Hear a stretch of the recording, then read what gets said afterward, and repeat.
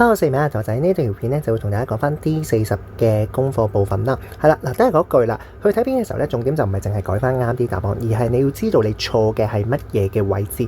我喺講解嘅時候咧，我都會同你不斷去強調翻，其實嗰一 part 係關於啲咩嘅咧？咁你就要去溫翻書啦，可以嘛 ？OK，咁我哋先睇咗第一條先咯噃。呢一樣嘢咧，其實關於個份數比較啦。嗱，溫多次說啦，份數比較嘅話咧，其實我哋會牽涉到三個嘅技巧啊嘛。記住一唔得就二，二唔得再三，我哋會嗌1、2、3咁樣順住去。第一個技巧咧就係叫做整數啦。我哋可以比較咗整數部分先。如果唔得嘅，我就會比較到分子或者分母啦，但係要係同分子或者同分母先至 OK 嘅。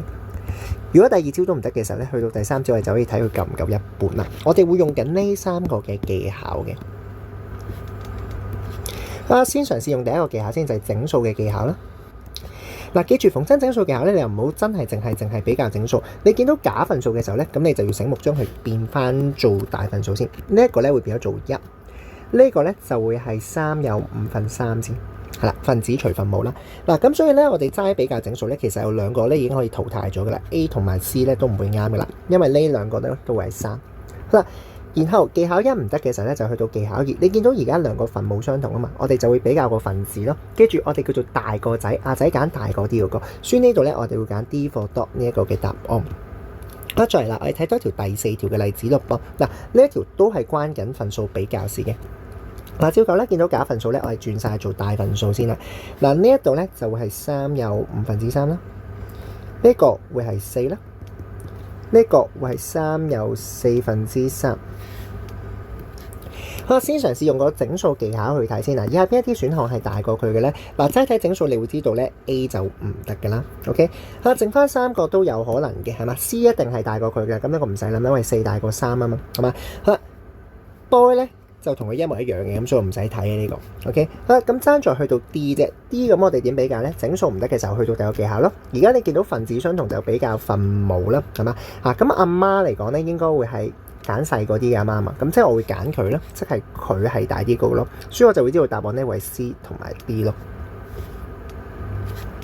好，再嚟啦，睇埋個第7條嘅份數比較嘅例子先。好啦，而家呢一個咧，首先佢會係一個真份數，睇咗 Q 先啦，然後咧我要比4%大嘅，咁問你呢一個咧可能係幾多啦？嗱，而家分子相同，我哋要比較阿媽嘛。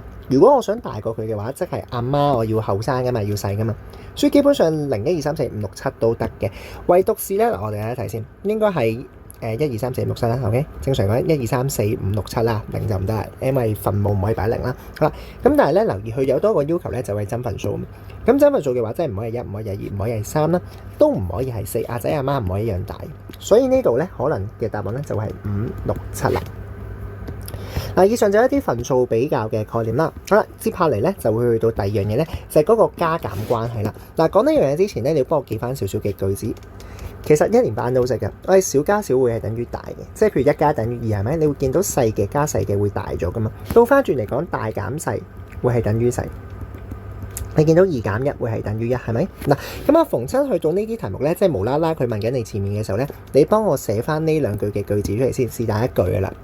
呢度我哋寫翻大減小等於小。嗱，點解要寫一句句子咧？因為我哋去咗啲填窿窿嘅題目嘅時候咧，其實就唔係睇佢符號去決定加減嘅，而係睇我揾緊嘅嘢做加減。而家揾緊大啲嘅嘢，我咪會做加法咯，得唔得？所以我會將呢兩個數咧加埋一齊，得唔得？將呢兩個數加埋一齊咧，就去做翻個答案。所以咧，我哋會係做緊個4有4/7加4/7咁樣去做咯。好，計出嚟個答案咧為4有8/7啦，即係5有1/7咁樣去做。好啦，然後接下嚟咧，去到第5條咧，都係呢啲加減關係嚟嘅啫。我哋又寫翻大減細等於細先。嗱，留意今次揾緊嘅係細，咁揾細嘅咧，我會做減嘅，我會做翻個大減細。所以咧，我哋會透過4有9/1減翻1有9/7去做一個嘅計數。嗱，呢度我照做一個直式啦。咁當然啦，你唔慣直式或者你覺得計數 OK 嘅，咁你唔好錯咯。係啦，如果唔係咧，就跟我直式咯。4有9/1。減翻1有9/7啦。好，記住分母咧唔會變嘅，咁所以咧分母999咧照抄先。好啦，1減7唔夠減要借位啦，我哋問4借啦，然後咧分母係幾多？借翻上去，所以而家呢度咧變咗做10，10減7會係3，查咗嘅4即係3，3減2會係3減1會係2，咁所以呢度咧，我哋會得出2又9/3啦，應該會係。咁唔使約啦，因為咧我要 keep 翻個分母係9。呢度咧，我哋就寫個3就 OK 啦。嗱，特別講多聲，記得唔好約啦。正常嚟講係要約嘅，有得約嘅嘛，9/3。不過咧，今日佢本身分母係9啊嘛，咁所以你就唔好搞啦。再嚟，你都唔好成個數寫落去，因為佢淨係問緊呢一個部分啫。咁所以咧，我淨係寫翻個3就足夠噶啦。好，去到個第8條啦噃。我睇睇題目講咩先。可樂咧本身就咁多升啦，然後阿妹細佬飲咗啲就剩翻咁多，問你佢哋飲咗幾多？嗱，首先我哋應該會咁樣諗嘅，2有5/3減佢哋飲咗嘅嘢，就會係5/4啦，係咪？嗱，個概念上會係咁嘅啦。咁我唔好死記，唔好見到佢見到共學佢就加啦，有時唔係咁樣嘅。OK，你都要諗一諗。好啦，咁所以其實呢個都係加減關係嚟噶嘛。本身有一啲大減細等於細。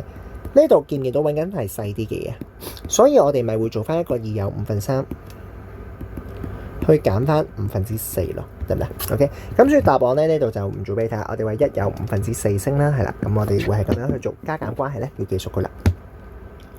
好，然後去到剩翻嘅題目咧，就會係一啲份數加減應用題咧，經常會陰你嘅地方。呢度咧我會提你一次嘅，但係咧你就必須要去提咗佢啦。好，先嚟第一件事會陰你嘅咧，就係最緊要嘢，記住加減咧要相同單位。其實佢有幾種問法嘅，一係問你幾分之幾啦，一係咧就會係可能最尾俾個唔同嘅單位你啦，你要變翻做盒咁樣。OK， 譬如可能一盒入面有好多包，你要將啲包變翻做盒，係啊，咁會有咁樣嘅問法嘅。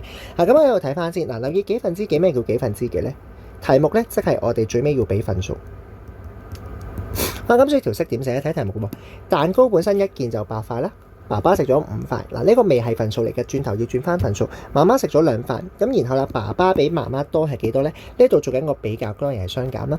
所以咧，我而家問緊幾分之幾嘅時候咧，留意份數係冇單位嘅，正常嚟講 ，OK， 咁唔緊要嘅，大家都冇單位咁都係 OK 嘅。總之加減法要相同單位啦，一係大家同一個單位，一係大家都冇單位。